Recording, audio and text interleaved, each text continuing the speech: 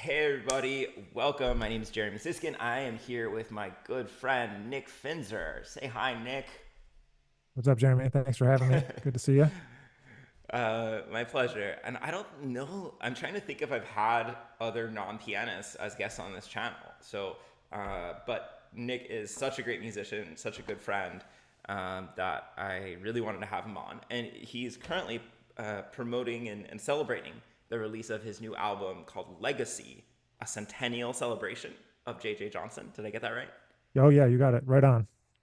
And it's a great album, incredible players, and you were able to get players that all played with JJ. That's right. So the album has Rini Rosnes on piano, has Rufus Reed on the bass, and Lewis Nash on the drums. Some And that band serious, was, serious players. yeah, that band was JJ's last touring band. So they recorded a little bit too, but mostly on the road. There's some videos you can find on YouTube of them as from the late 80s, early 90s, mid 90s, but he kind of stopped playing in 96. So from that era. Wow. How intimidated were you? I mean, like you're filling in the shoes of one of the greatest trombonists of all time. Were you just kind of rolling with it, or were you feeling that weight?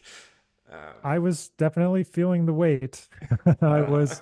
We also recorded at Rudy Van Gelder's studio out in New Jersey, where a lot of the records that JJ played on were made. And there was, some portraits of some famous jazz musicians on the wall, and I was feeling like, why am I doing this? I shouldn't be doing this. And there was a bit of imposter syndrome, definitely at the beginning of the session, I would say.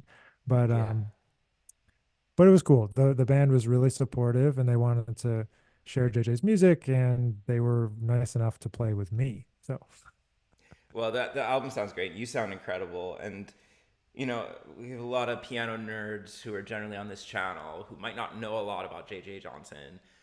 Is there anything, maybe a few tidbits that you could share to just put in perspective what an important voice he was on trombone? yeah, for sure. On trombone, he was the kind of the seminal voice of translating the language of Dizzy Gillespie, Charlie Parker, Bud Powell onto the trombone. Kind of before that, there were some players who were starting to develop the trombone in a soloistic way, but they didn't have the sophisticated chromatic language and they didn't have this sophisticated rhythmic language.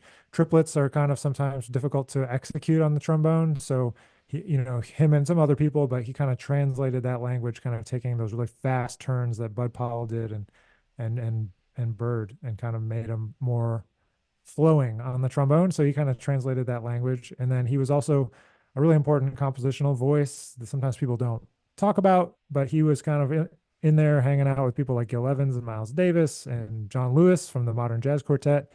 Hmm. And he even made an early third stream recording with John Lewis writing one piece on there, and JJ wrote one piece, and Gunther Schuller and Jimmy Jufrey. It's called Poem for Brass if you want to be super nerd and go check out something really fun. I think it's Wow. fun.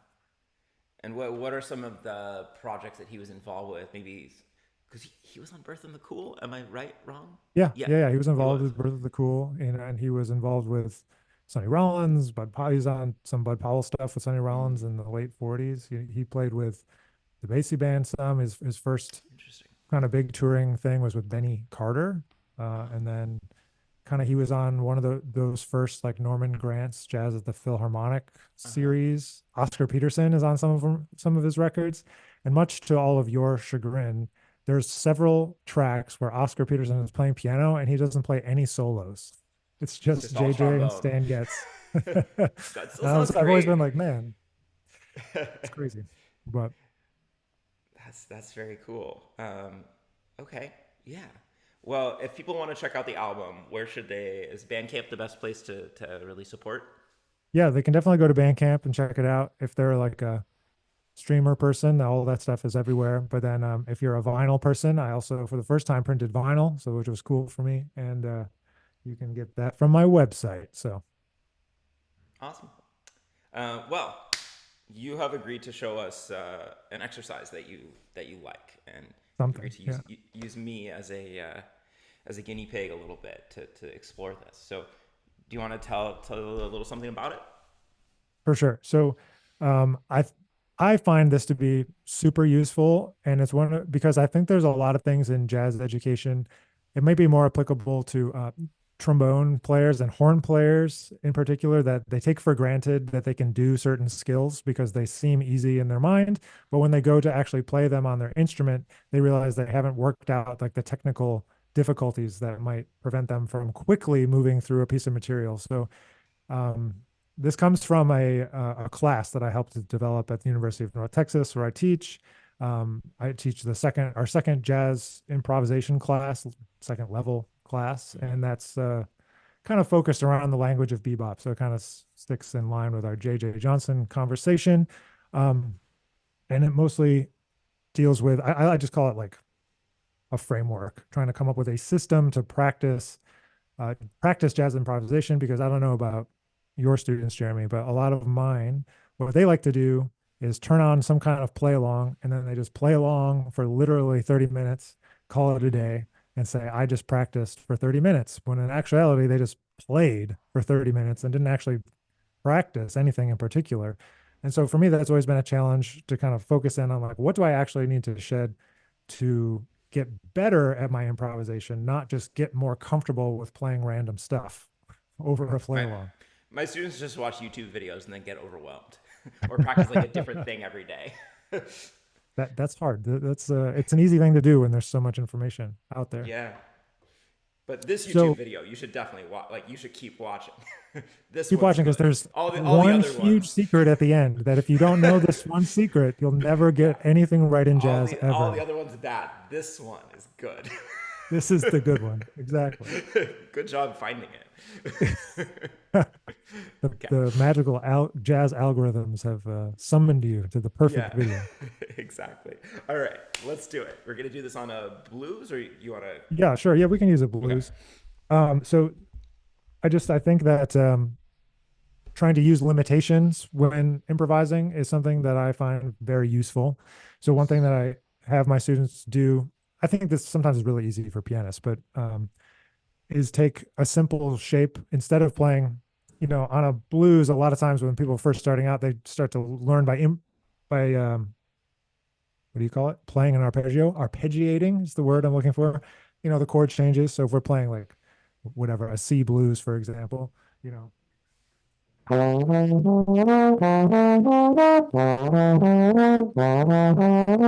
they might play something like that where they're just kind of Hmm. arpeggiating. But I find like when you're starting to think about improvising, you're going to be trying to play something more linear. So I came up with like a really easy shape to play, which is just like that leads from one chord to the next, which is just like root seventh, root third, and going through the whole chord progression that way. So instead of 1 3 5 7, we go 1 7 1 3. Like that, So or that's a great way to think of it, but I do it like that. Yeah. yeah, that makes more sense.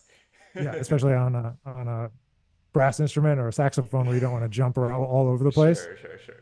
So it kind of leads the chord from one chord right into the next, at least into the four chord and into the 2 5 at the end. And so we kind of practice going through the whole thing, playing just quarter notes like you're improvising or like you're walking a bass line, but playing all the way through to get those chord tones, but playing something other than 1 3 5 7, 1 3 5 7, 1 3 5 7. Hmm. Do you want me to play it or do you want to play it? I want to try it. Okay. So it's yeah. This is the idea. That's the idea.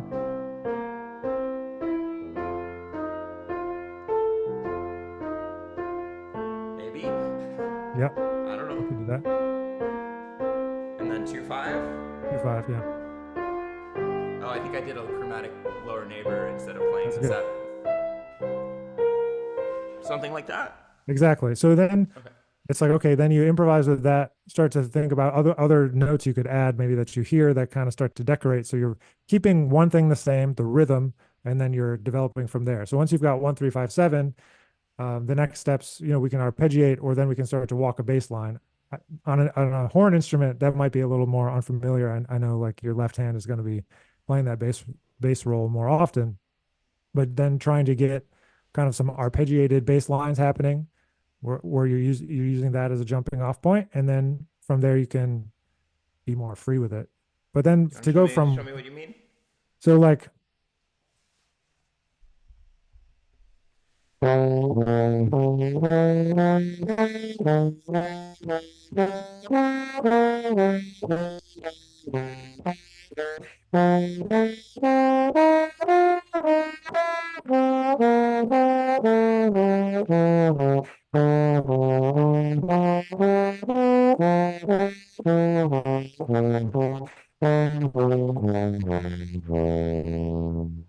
Okay, so still maybe every second or third measure is playing that 1 7 1 3, but then you're adding in some arpeggios and maybe some other Right. So content. maybe it seems like a little slow moving along as an exercise, but like just trying to add one thing at a time. So you're just adding, okay, I have this new shape. Now I have the shape plus arpeggios, and then maybe Ah, you okay. learn some additional chord changes. So maybe you're going to play uh, an extra 2 5, like going into bar 9, or you're going to play Mm-hmm. the 4 chord in the second bar where you didn't before, or maybe you're going to move towards a bird blues and you want to do more chord changes, but you're keeping a similar shape that you're using, because sometimes being able to manipulate a shape or figure out how to just add small increments is something that is useful later on when you're trying to get more and more complex, but you don't have a system yet for like trying to get Mm-hmm. things organized in your brain. So for me, it works with my students because then we will go from there into a more linear baseline, starting to talk about um, using bebop scales or things of that nature. And so what I would want to do from here with you, and maybe it won't really challenge you that much because you're pretty good at the We'll piano, see. but is go to the next level, which would be taking eighth notes instead of quarter notes as the baseline of the exercise, and playing like the appropriate blues, not blues scale, but appropriate bebop scale that goes with each chord. So with the Before we simple do way that, of can just, I try that second level? So we're oh still yeah, just of on course. on quarter notes, and we're doing the 1 7 1 3 plus some arpeggios. Yeah, yeah, for sure. Okay, so like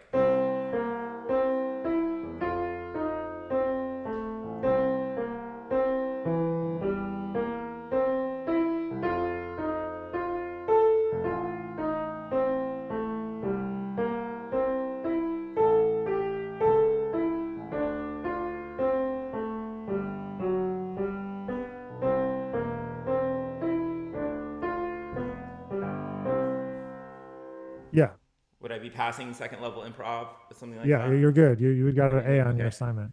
Yeah, yeah. Nice. Okay. I just want to get to UNT so bad. I know we want you so bad. No, so then, but you could also like go away from it more and start to freely kind of improvise quarter note lines, kind of with whatever you hear. And I always tell my students, like, if you're at like the beginning level and you're playing mostly diatonic, then just do a diatonic. But if you're someone who hears more stuff already, then throw in diminished, throw in altered notes, throw in chromatic passing notes if you hear them.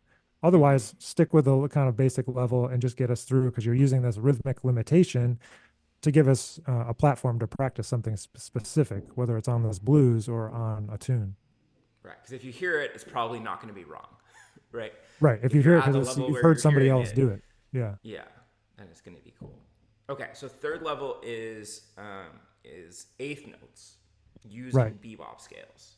Yeah. So in my kind of little world of methodology, what I like to Mm-hmm. do kind of in between these steps is kind of work on what I just usually call it like a building block, which is just like a piece of language or a piece of material that you need to be able to know. And these are the things that I mentioned at the beginning are things that sometimes people take for granted.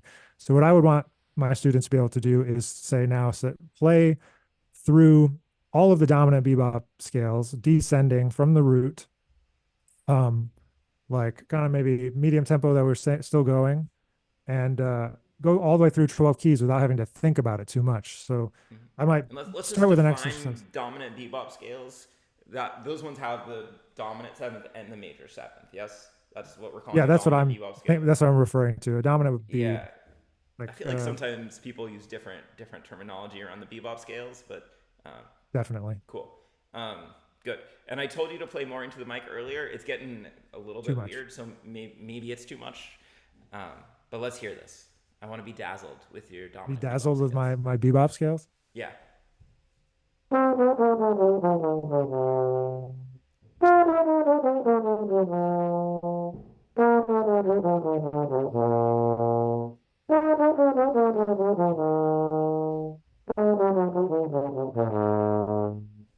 this kind of exercise, put a long note in between with the eventual goal that you could eliminate a long note. And you're just kind of flowing through these scales. What I like to always say is that you want all this material to be in your muscle memory, not in the part of Hmm. your memory that you have to think about to play. So then maybe the next level of that exercise would be no long notes. So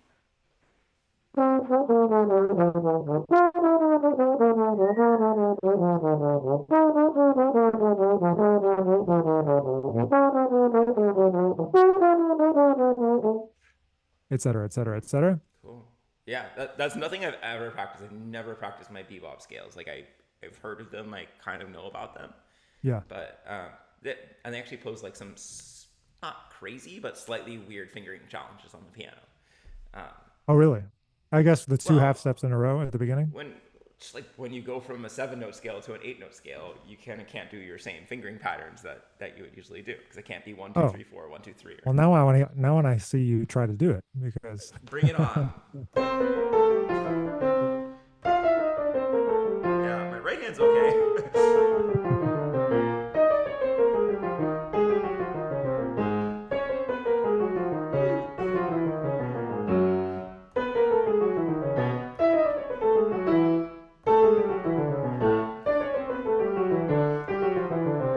Yeah, my left hand's really making up these fingerings as it goes. Yeah, that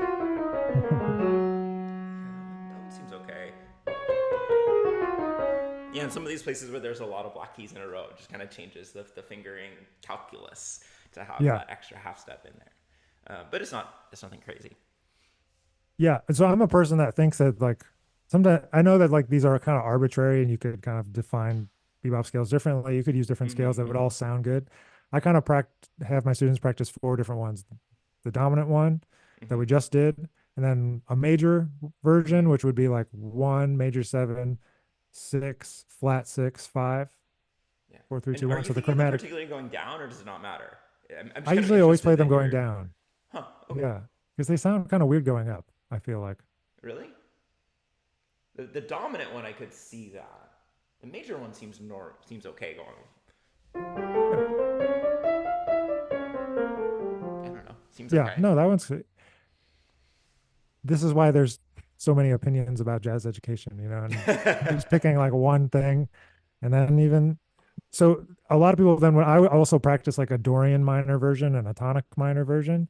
And so I know I've heard other people tell me that that's useless, but for me, I found that it's useful in teaching to like be able to differentiate between the different types of minor as well and have And an do eight those note also have scale. the half step between the fifth and the sixth? Both of Yeah, those? so on a Dorian minor one, I would play the half step at the top. So Nice. and then for a tonic minor one, I'd do it like So I'll just show everybody on this one. So the oh, so the Dorian, the half steps between the seven and the eight, yeah, that's what I would play. like that. Yeah. Oh, Hmm. interesting. Okay. Versus doing it like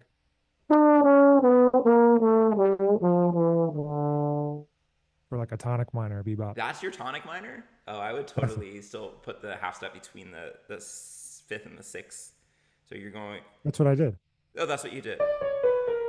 That's what you did. Yeah. I think I That's played it out smart. of tune. Sorry. Yeah, it's definitely your fault.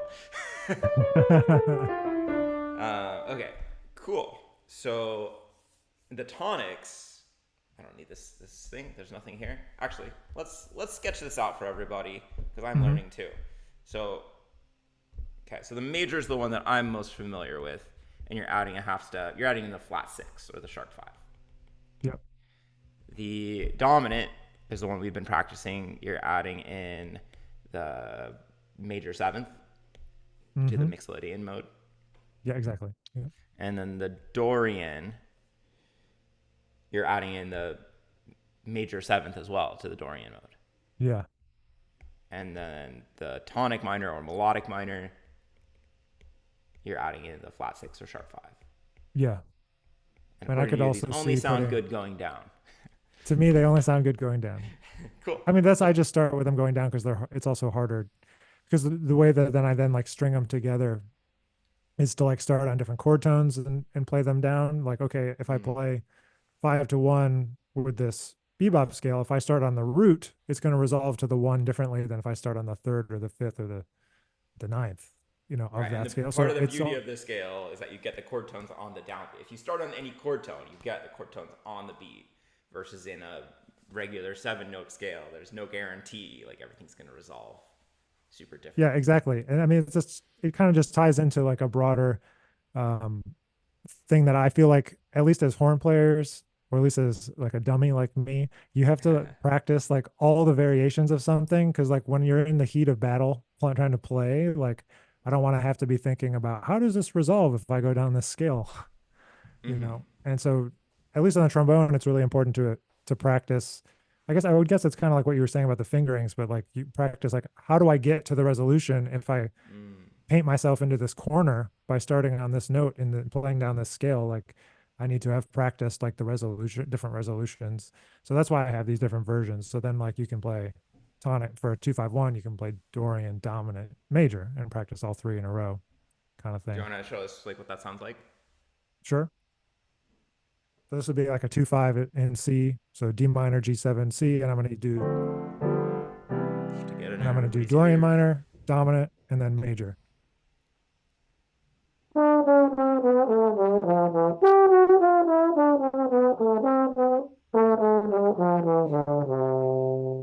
Okay, so you're just leaping to the root of each Yeah, one. well, that would be the first. That That would would be be the the first first step. thing I would do, and then the next step would be, okay, can we string them together in a more linear fashion, Mm-hmm. or can we go even keep going in the same direction? I can't because of the range, but like.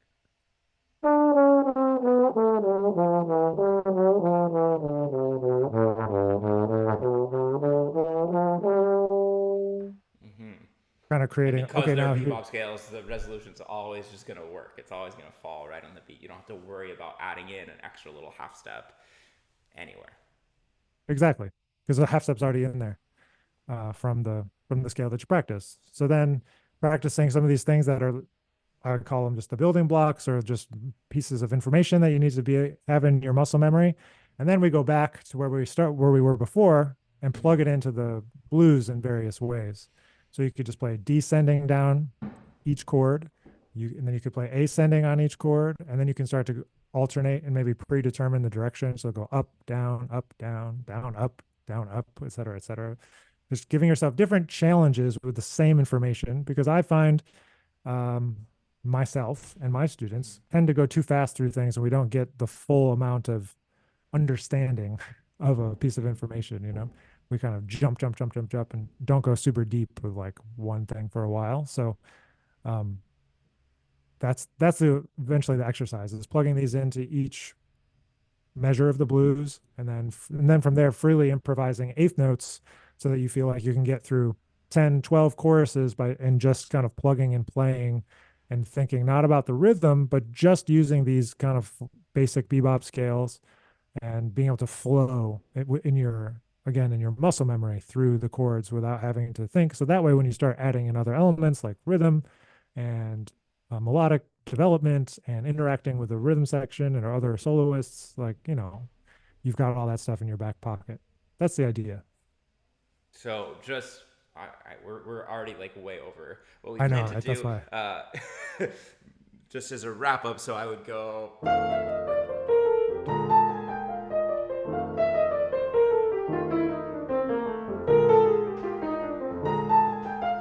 I'd practice starting on the root first, then maybe I'd practice starting on the third. There you go.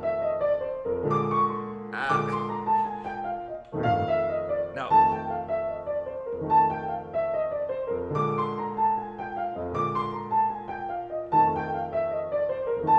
Right, and then maybe try to string it together wherever it ends up. Mhm.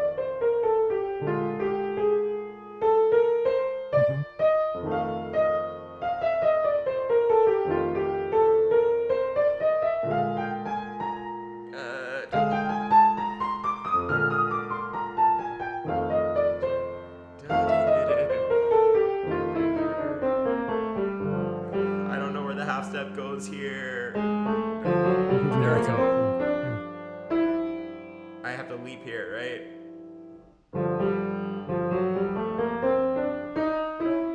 There you go. Yeah. And you Okay, got so to trying add to some other really stuff connect sometimes.